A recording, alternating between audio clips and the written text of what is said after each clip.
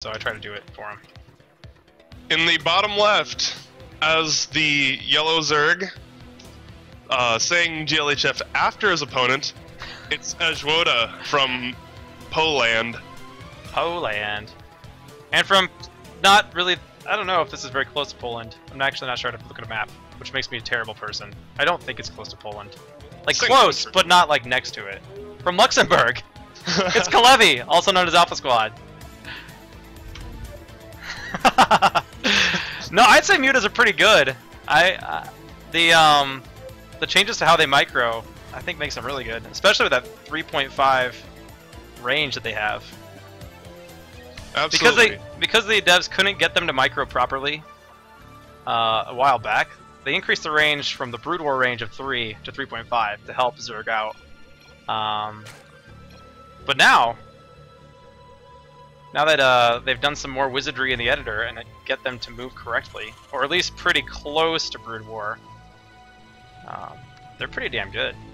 So it's something that they're going to keep an eye on, and they may revert that 3.5 back down to 3, depending on how things play out. So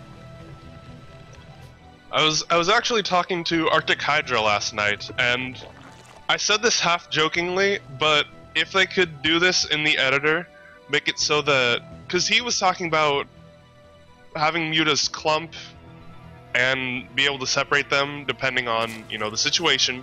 yeah, the button, right? A little bit more easily. And I jokingly said, you know, maybe to get them to clump, you actually should have to hotkey an Overlord with your mutas like you did in Brood War. And the thing is, he agreed with it, but both of us kind of doubt that it could actually be done in the editor. But if for some reason someone in chat knows about this, I'm sure they're correcting me right now and pretty upset. Yeah. At least I would be. And Kalevi going for a tech lab before any Marines. Oh, a little Reaper build maybe? Yep, got a Reaper coming out. Saw Beastie Cutie do it, now he wants to do it. But it didn't really help Beastie Cutie much on Friday, because Reapers aren't broken anymore. Hey, they were never broken. So this Reaper generally used for scouting, but he is building a second one. So we'll see what happens here. I don't think you can quite get done with them what you could before, but I don't know. He is It'd be going cool for if he goes for the. Yeah, he is getting a factory, but he could just be trying to get up to Armory so he can get that elite Reaper training and throw down them bombs, man. Yeah, that's what I was thinking actually. Oh, or yeah? he could be doing who was this? I believe it was Hyder that would do a Reaper into Vultures into Banshees and had a lot of success with it actually. Yeah, that's pretty obnoxious, honestly. Uh-oh, one Reaper getting caught. That is a nice little cliff there he can abuse. And of course there's the back cliff here that you can also go up and down on Texas here. So a really cliffy map actually in general. Or maybe not cliffy, but a lot of ramps, quite a few cliffs. Pretty good map for Reapers. We are seeing the Armory. Oh man. That'd be so cool if you got the bombs. Those things can be really good. The Reaper bombs. Here, we'll read about them real quick. G4 cluster bomb. Yeah, they require some research at the tech lab, but I believe you do have to have the armory first before that unlocks. Correct? Absolutely. I actually can't look at it right now, so because of this overlay. But it throws a cluster bomb into the ground that detonates after a 3-second delay, dealing 55 explosive damage to nearby ground units and structures. And I believe that tooltip is correct because I believe Ali has gotten most of the tooltips fixed. And with a little bit of repair, these Reapers should be able to repel those Zerglings no problem. They don't do a ton of damage, but they do enough. They actually do concussive damage. Interesting. The Reaper does? Yeah, and Kalevi was going for a Viking, but then changed his mind, apparently. And he's going for a tech lab. Yeah. So I think we might be seeing the sort of the build I was talking about. Yeah, and he is getting that elite Reaper training as well. It is on the way, so he's definitely going to be getting those cluster bombs, which would be fun to watch. So you got to keep an eye on Alphasquads. Reapers here. So he is going for a Viking anyway. Okay. Alright, just maybe for some vision or clear out some overlords. Could be for a variety of things. Try to be safe against Mutalisks. You need a few Vikings to be safe against Mutalisks, though. Yeah. Alright. We do have Lair on the way, as well as a Hydralisk Den coming up for Ejwoda. On the Hellfire Thrusters, he's going to get that range upgrade for his Vikings. And Banshees. Yeah, it's a very good upgrade. You know, makes your Vikings and Banshees quite a bit faster. Oh, is that? Oh, that's the speed one. Never mind, not the range one. There is a ranged one too, right? But that's the piercing rockets or something. I got them mixed up. I apologize, everybody. Yeah, that's only for Banshees though. Ah, it's just for Banshees. Mhm. Okay, Viking gonna get in here and try to harass some Overlords. He's got 2 spores on the way. He's starting a Spire. Now, does he have any Hydralisks? He was building a Hydralisk Den. He does have his Hydralisk Den at the front, but hasn't done anything with it. He's just making drones. Yeah, in the meantime, Clevy's also showing no signs of wanting to... No, wait, never mind. I'm stupid. He already has a command center. I was gonna say, like, when is he gonna expand? Alright, so one spore is up. Should just land that Viking. Won't take any damage. Until the Zerglings get there. So I'm curious as to Ejwoda's decision to get the Hydra Den, but, you know, he's not making a Lurker Den. He's getting Spire now. Could just be based on what he's seeing from his opponent. And in the meantime, the Reapers are going to get in here. Oh. Oh no! Oh, the cluster bomb's on the Spire. Not enough to kill it though. But these Reapers are not. Oh, and the Zerglings come in one by one in a conga line. He wants to get rid of this as fast as he can. He's going to have more bombs available here pretty soon too. Mass Reapers. He's going to throw down some more. Here goes the Spire. He gets 7 mutas out though. Not quite there quite fast enough. In the meantime, these Reapers are going to obliterate this mineral line. Clevy might need to back up, actually. I don't know, you could probably sacrifice these Reapers and be okay. He continued to build turrets and Vikings. He's done so much damage. He's killed 19 workers. He's got a double the workers supply of his opponent. And he does have 3 Vikings. 4 of them with the 5th on the way. So... if Ejwoda doesn't split those Mutalisks up, which can be pretty tricky to do, these Vikings with their splash, they attack similar to Valkyries in Brood War. Can certainly keep them safe from those Mutalisks. But Clevy is going to want to get that expansion eventually. So, oh shoot! Oof. Doing he a little most of the damage there. Let's hit the Z button. Ooh, that's nice.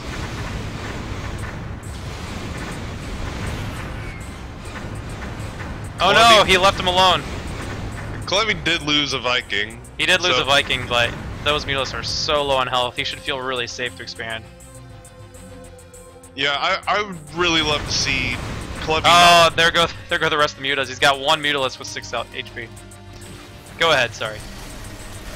I'd like to see Clevy land that command center, but also take a 3rd. He is completely safe right now. Yeah. Lands the Vikings, gets a little bit more work done, taking out more workers. 22 killed so far.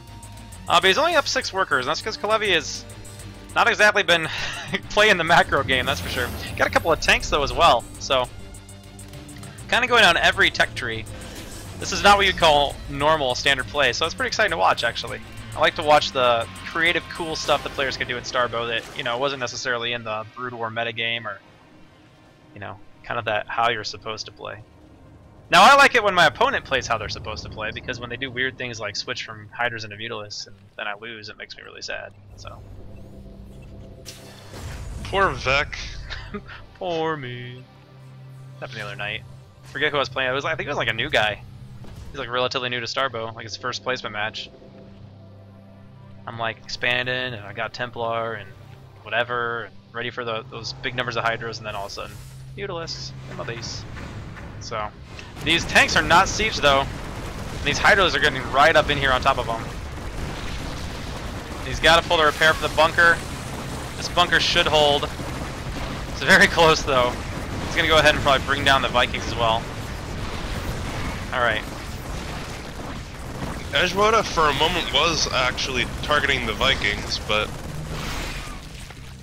he did clean up all of the tanks, but he lost a ton of Hydras. Yeah. So that's quite good. But in the meantime, he has, you know, it's a pretty even game though right now. The worker counts are absolutely. relatively even. So a lot of back and forth here. It's been pretty entertaining.